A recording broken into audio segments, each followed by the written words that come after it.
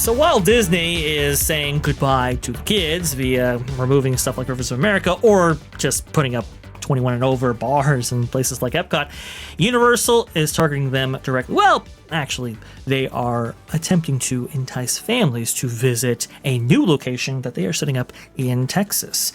People might know of Universal Kids. Well, now we have just a little bit more to go on when it comes to what families can expect when visiting Frisco, Texas. Here you go. Universal Kids Resort in Texas reveals 7 themed lands. This by Blue Loop.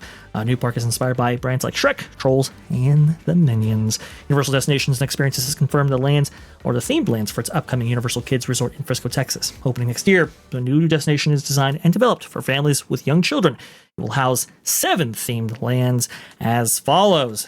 DreamWorks Shrek Swamp, DreamWorks Puss in Boots Del Mar, Illuminations Minions vs. Minions Bellow Bay Club, Jurassic World Adventure Camp, not the Camp Cretaceous thing. That's very, very interesting to point out there. DreamWorks Troll Fest, Nickelodeon's SpongeBob SquarePants Bikini Bottom, and Isle of Curiosity, that being Gabby's Dollhouse right here. Very, very interesting. And there are more images, actually, that they have revealed for this park right here. You can kind of see the attractions they might have on offer. A lot of people pointing out that, look, there's a lot of simpler rides. Yes, and that might actually go into the price point for this exact location and how it might differ from maybe its more deluxe locations like Hollywood and certainly Universal Orlando Resort. You can see right here, Isle of Curiosity, a whimsical entry land with space for kids to explore, featuring a meet and greet and dance party with Gabby from Gabby's Dollhouse. DreamWorks Shrek Swamp, a playful ogre-themed area with 2 interactive zones, Romp and Stomp, Splash and Smash, meet and greet with Shrek and Fiona, photo ops in the Onion Carriage. DreamWorks Puss in Boots Del Mar, a heroic feline carnival zone where guests meet Puss Perrito and Mama Luna and play themed games like Barreles de Leche and El Gatos. Meow. Well, there you go. For sure, you can see the Jurassic World Camp right here, an adventurous dino camp where families can meet a baby dinosaur and climb the lookout towers play area for a pterodon eyes view. So many people pointing out that there's no dark rides, and I do think that is actual a hole right here in this attraction lineup that I can see from the onset. But I kind of want to hear from you guys. This is a different product from Universal. They've never done something like this before. And it's a different place that the Big Two has never occupied, that being in Texas. I want to know from you, what do you think about all of these updates? And hey, if you're there, would you take your kids to see something like this?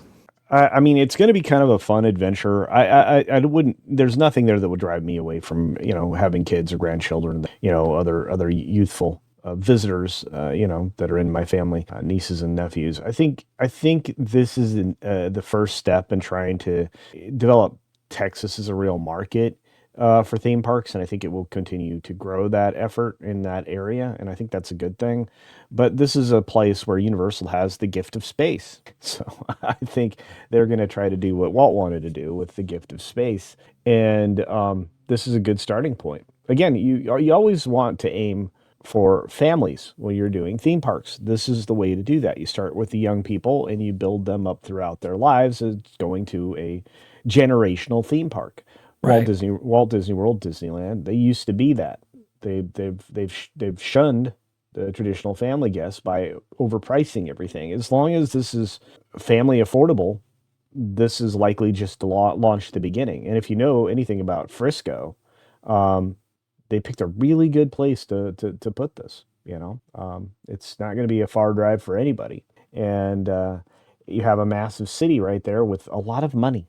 I want to go ahead and know from you, Ron. Maybe your kids are a little bit too old for something like this. I'm not sure. I don't want to out your. The ages of I have a 12-year-old, so okay. Yeah, it's fine.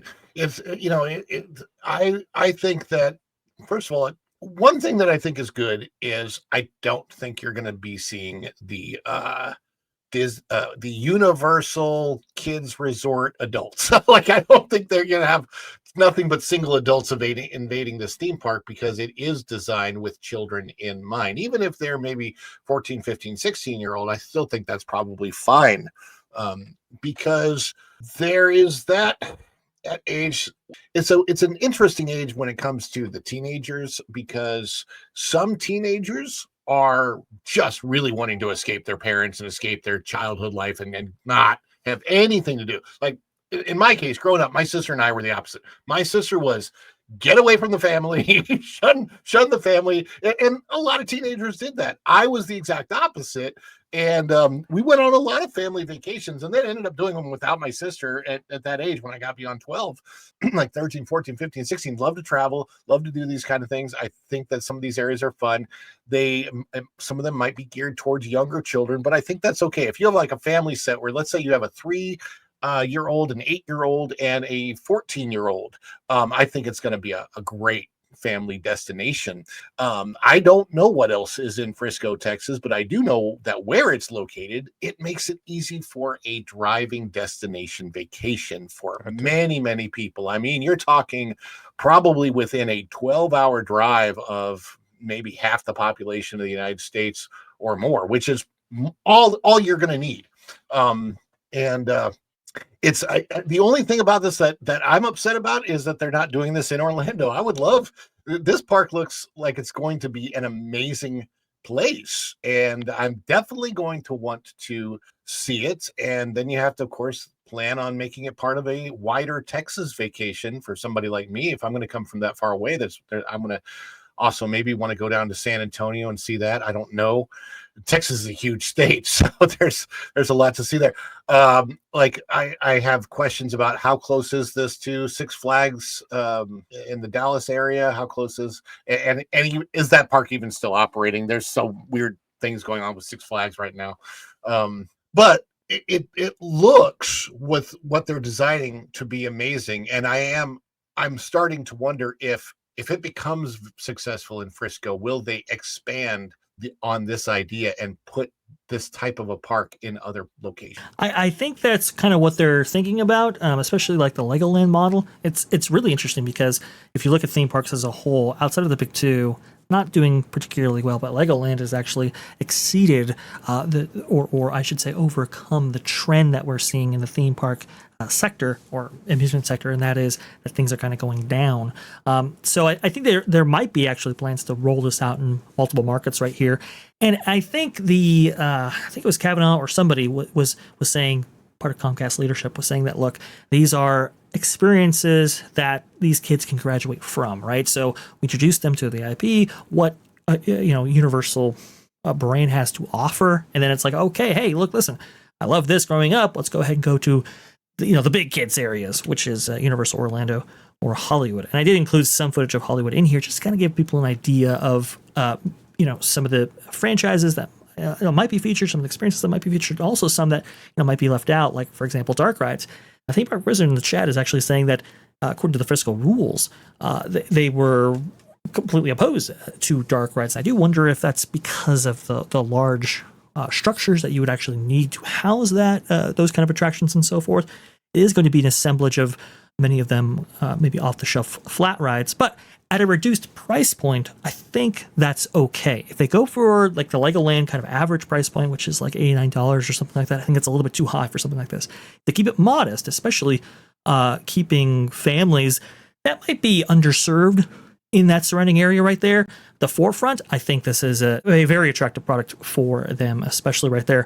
Culture, any remaining thoughts? Yeah, no, there's plenty of room for theme parks in that part of Texas. I mean, the dead center of North Texas is dead center of the country. And as Ron pointed out, it's an easy destination to get to, whether by air or by vehicle.